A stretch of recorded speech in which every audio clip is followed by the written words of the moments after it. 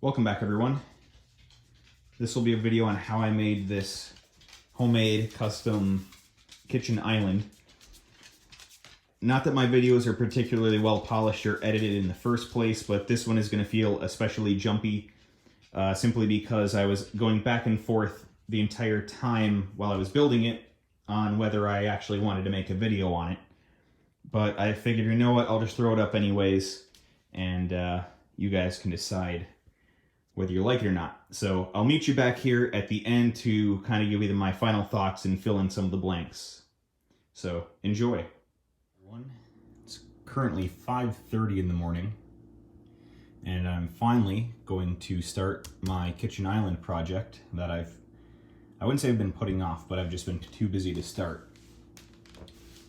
So taking a look at the wood that I'm going to be using, I have aspen for the frame and then a birch butcher block for the top. The frame is made out of 2 1x2x4s, 6 1x3x6s, and 3 1x4x8s. This is a rough sketch of how it's going to turn out. It's not going to be exactly like this because I drew this before I came to a final design, but I'll show you that along the way. Here is the rough cut list. This is not everything, this is just the main components. The main idea here is that the frame will be 2 inches inset from each of the edges. Obviously, none of this is to scale. The legs are going to be 36 inches long, and then, the height of this is going to be 36 inches plus the thickness of the top. To fasten the top to the frame, I'm going to be using some aluminum Z-channel. I'm going to be cutting this into little sections, drilling some holes as well. And then I'll be using screws to screw those pieces of Z-channel to the bottom of the top. And then I'll be cutting slots in the frame for the Z-channel to index on. And that's what's going to hold the top on, and that's where I'm going to have everything account for expansion and contraction. The legs are actually going to be laminations of 2 of these boards, since I couldn't get anything thick enough that would look half decent. For a finish, I'm going to be going with Armor Seal Semi-Gloss. I'm going to try applying that with foam brushes. I have a good test piece to practice on first, since I've never actually used polyurethane before, and then I'll get to see how well these work. I've also got some little dishes for that. And finally, to protect the floor and to keep this thing from skidding all over the place, I have some rubber grippy pads. This is kind of an in-between of double stick taping the thing to the floor and using felt pads. Felt pads are going to be too slippery and it's just going to keep moving. Double stick tape is going to be too sticky, and if the thing gets bumped really hard or knocked over, it could pull up the flooring from the subfloor, because this is just laminate and it's just sitting on the floor. It's not actually glued down to anything. So this was actually my last Amazon purchase before I canceled my Amazon account because I no longer want to purchase through them. Fasteners, 3/4 inch. I believe this is a 1.5 inch or 2 inch. Let's measure.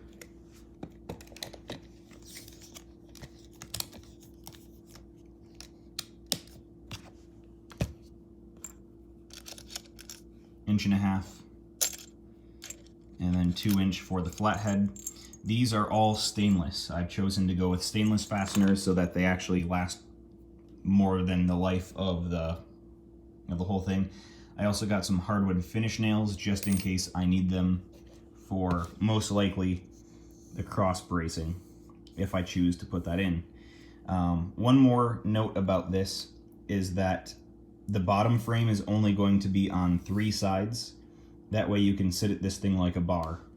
So on the top frame is going to go 4 sides around. The bottom is just going to be 2 short sides and a long side. So I'm going to stop yakking here and let's get to cutting. So here I'm prepping my practice piece. This is just a drawer out of one of the cabinet sections in my garage that is unfinished. I'm using the method here that is typically recommended by the manufacturer and most people, which is to put on a nice heavy thick first coat and let it sit for 24 to 48 hours, sand between coats. That's kind of what I'm emulating here.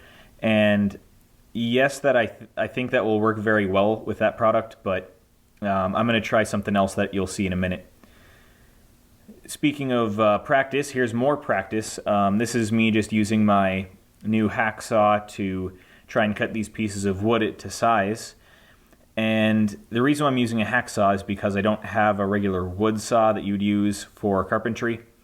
I do have a table saw, but these pieces are really long and awkward, and I just don't feel like it's safe to do that on my table saw without a guide, the miter guide. So this actually ended up working pretty well for me. So here is the real thing. This is a real cut. And this is for the top part of the T-section. This is what's going to be the outermost piece on the entire island. And here I'm deburring. Not much to speak of there. So now I'm going to be prepping the longer legs, the 36-inch legs, for gluing. All I did there was use a scraper card to scrape them smooth and then add the glue.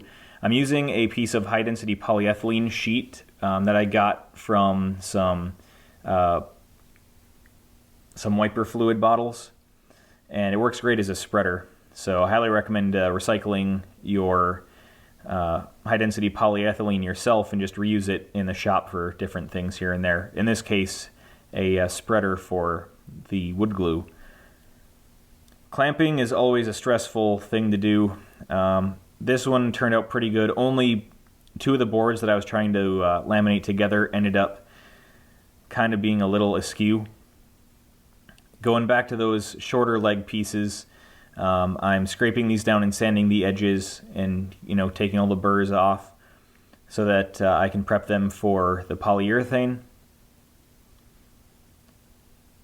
Surface prep is important, but I don't mind leaving some of the mill marks in the pieces because I think that leaves a little bit of character and manufacturing honesty in them. And now I'm using Pocket 83's dry brush method, where you put on just the smallest bit of polyurethane into the brush and then you just wipe it a lot until it's almost dry. This method, you're putting on very, very thin coats, so it'll take more coats to build up a nice layer of protection on each part. But the benefit is that it's not as messy and it's less likely to run into runs or bubbles. It also makes a much more even satin, somewhere between like a satin and a flat finish. And you'll see that here in just a second once I'm done with this last board. This armor seal actually goes on really well. I'm really happy with it. So that's after just one coat. You can see it is not all that shiny. And then I decided to take on the top. So this is actually the bottom of the top. Obviously, it's better to start on the bottom, flip it over, and that way the bottom's already done when you start finishing the top with more coats. This is also good practice for me because this birch is a lot harder than the aspen. Aspen was surprisingly soft. I think it was even softer than pine, if I'm honest. The birch, however, is quite a lot harder and quite a lot heavier. But it took up the polyurethane just fine. It has a nice rich color to it. And finally, I had my camera focusing on the wrong thing. But here I'm drilling the holes for the for the Z channel, and this is what's going to hold the top onto the frame. I'll explain how that works exactly later. Most of you probably already understand what this is going for, but if you don't, you'll see it here. And this is more than just a one-day project. This is going to take a few days to complete.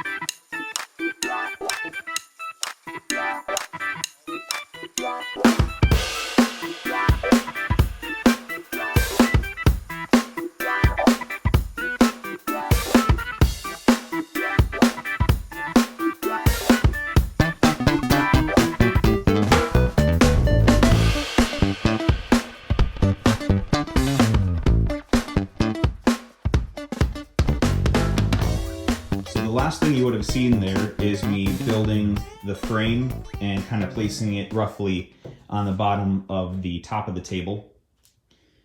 And then what you didn't see is me installing the legs and the leg braces. So I'll go over kind of how the legs are attached. There are 2 screws at the top and then 1 nail going the other way. And then on the leg, there is 1 screw at the top going into this outer board, a nail in the middle, and 1 screw at the bottom going again into that outer board. And that's how they all are, and that's more than strong enough to hold it together. Then each of these braces has 2 screws from the front, but has just 1 longer deck screw in the back, which is really all it needs. It just kind of has to hold the legs together. It doesn't bear any genuine load. And then finally, the longest brace just has 1 screw on this side and 1 screw on that side. Once again, because it doesn't actually bear any load, it's just holding this leg equidistant to that leg with respect to the top. So I am not very happy with how the frame and everything was coming out about halfway through the build, and that's why only this part of the frame is even finished, like it has finish on it. The rest of it is bare wood because it wasn't coming out quite like I wanted. So it will be rebuilt someday, and I will repurpose this as probably a workbench. The last thing I want to talk about is how I fixed this tabletop to the frame. So I just got these pieces of wood, small pieces, and then I put 2 nails this way into that board. Most of them did not punch through. A couple of them did punch through, and I was able to just file them smooth. Then I took some aluminum Z-channel, drilled a hole in there. I think I had video of this.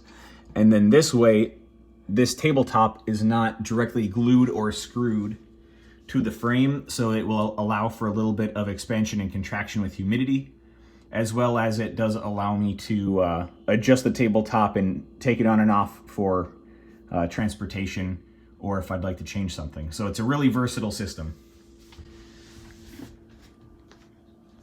And that really is it. It is not that difficult. The design is based off of Pocket 83's workbench with a few creative liberties of my own. And yeah, there are some improvements in the build quality, but the design overall is pretty good. So, and this tabletop, it's beautiful. I'm gonna put a couple extra coats of the polyurethane on it, and then I think it'll be ready to go. So, with that, till next time, see ya.